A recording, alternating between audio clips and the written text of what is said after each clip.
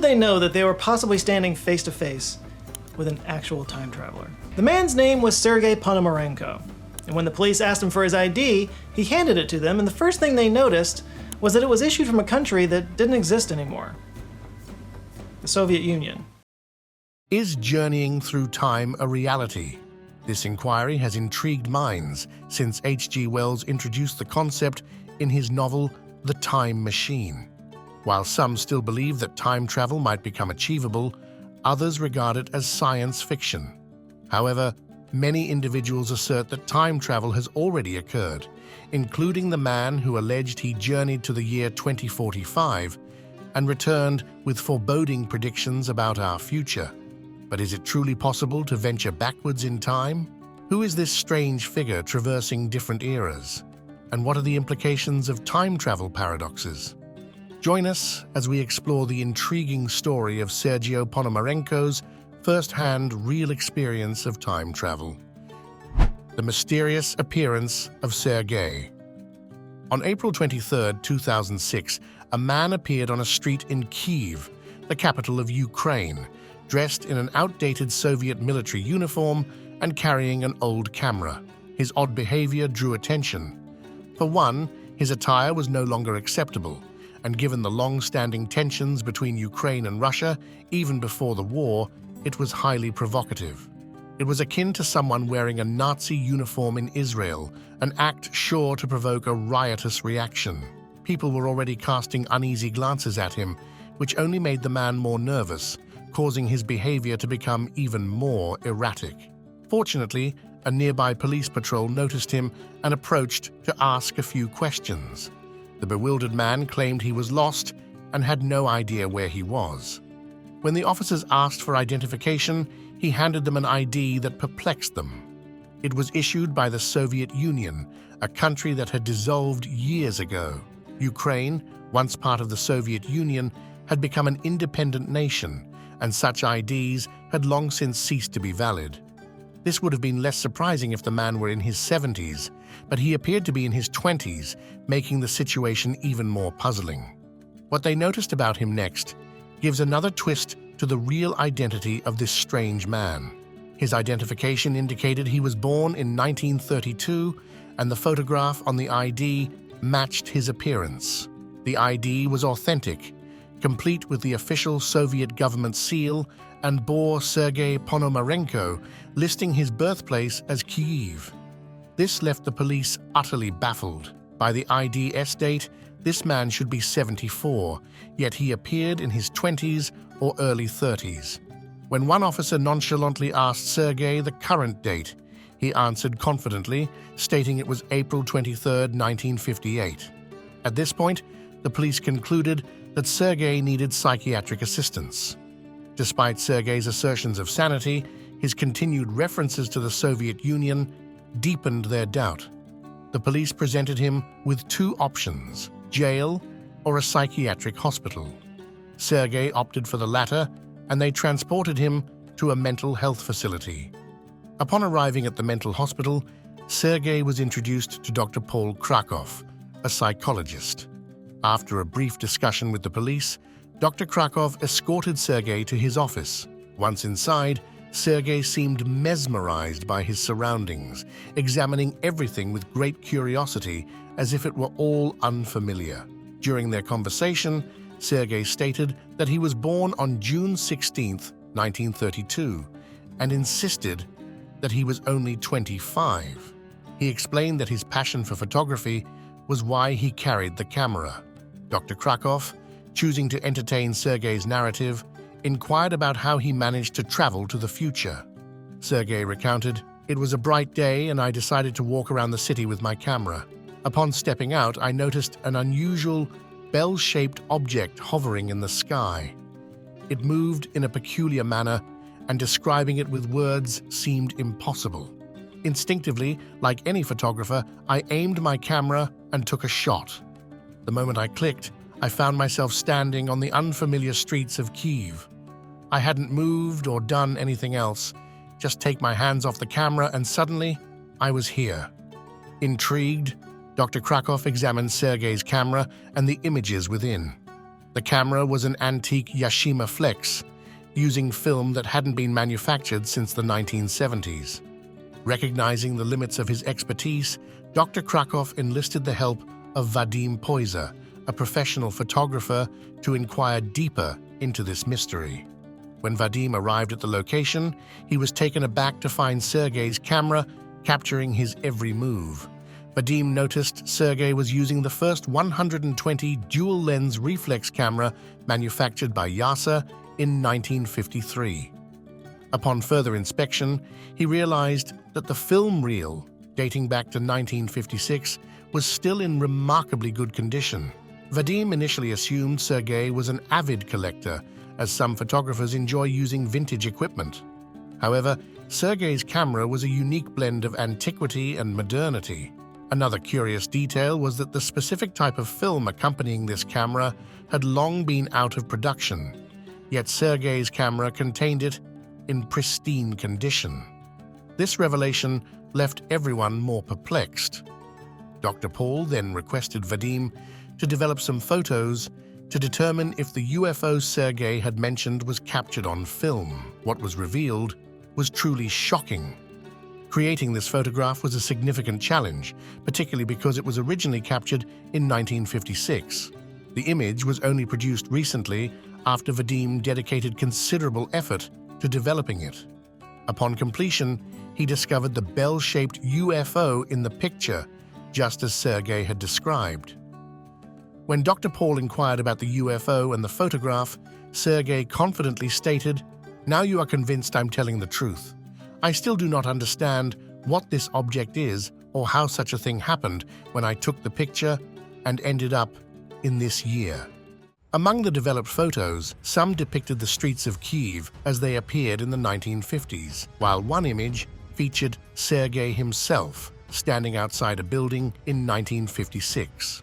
Yet Sergei's film had undergone no preservation methods, and the resulting photos were remarkably clear. Several photos were still left to develop, which was time-consuming. To ensure Sergei didn't escape, they placed him in a separate room under constant watch, with security cameras installed throughout the facility for added protection.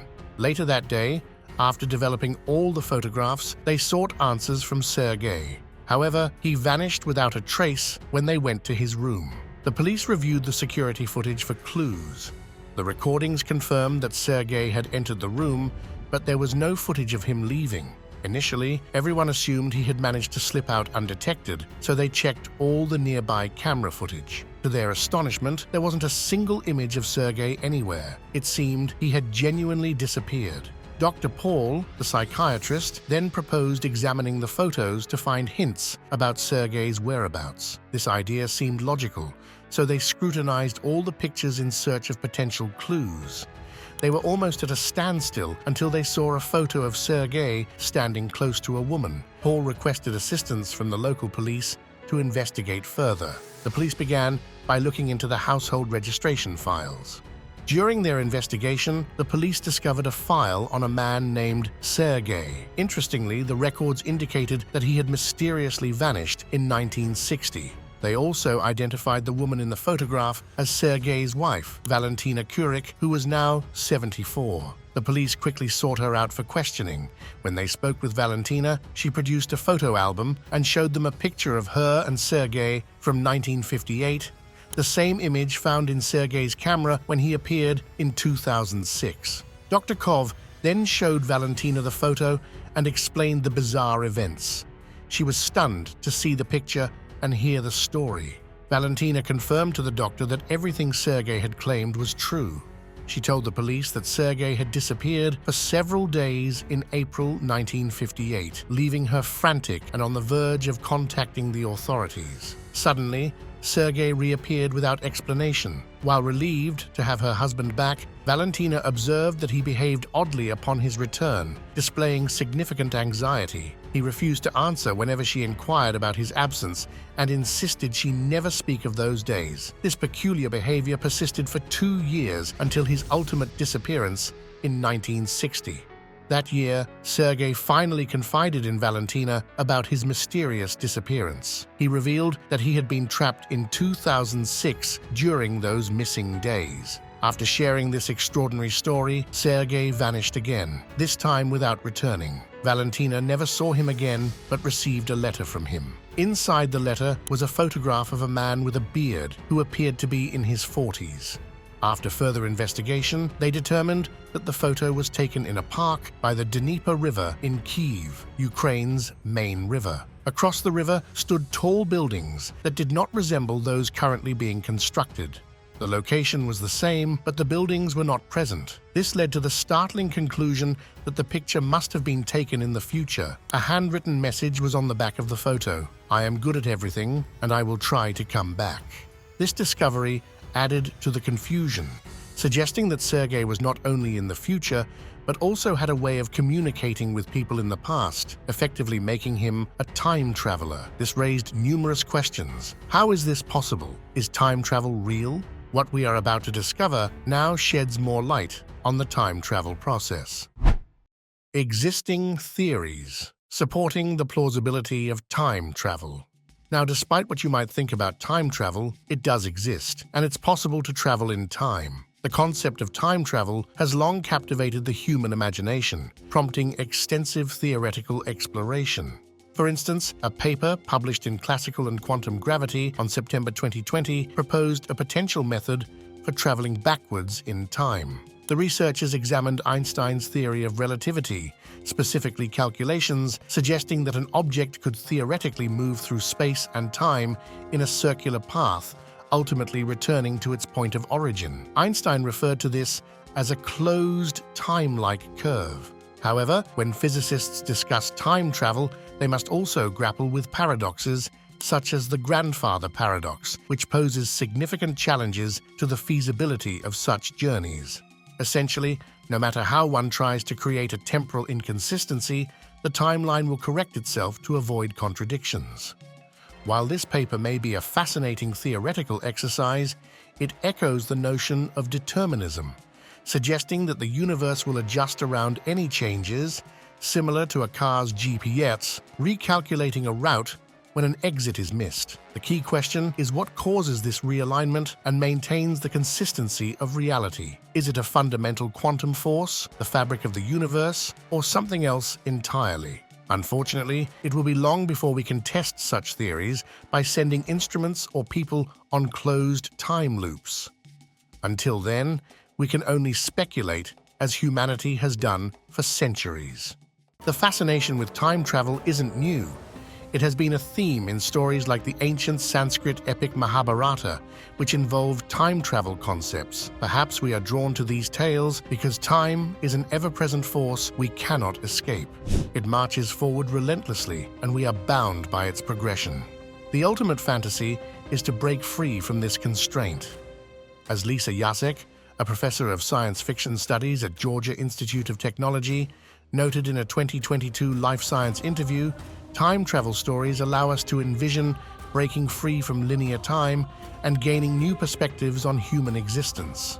This might explain the enduring appeal of time travel narratives and why stories like the urban legend of Sergei resonate so deeply with people. Despite the confusion and disorientation experienced by characters like Sergei, many of us share the desire to escape the limitations of time. The tale of Sergei centers around the idea that a UFO transported him at the speed of light and then returned him to Earth decades later. This scenario is a practical illustration of Einstein's theory of relativity, a concept likely familiar to many viewers. In 1905, Einstein introduced his special theory of relativity, fundamentally changing our understanding of time and motion.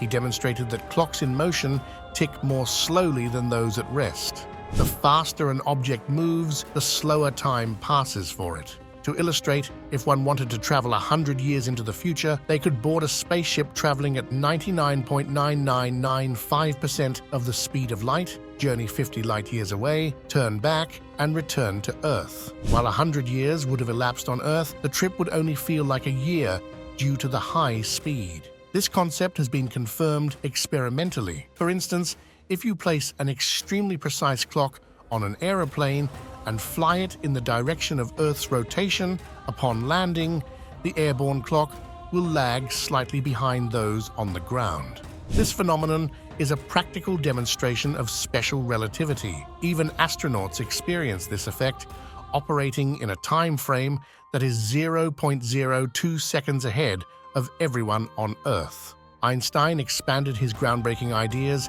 in 1915 by introducing the theory of general relativity. This theory posits that gravity is a geometric property of spacetime, also known as four-dimensional spacetime.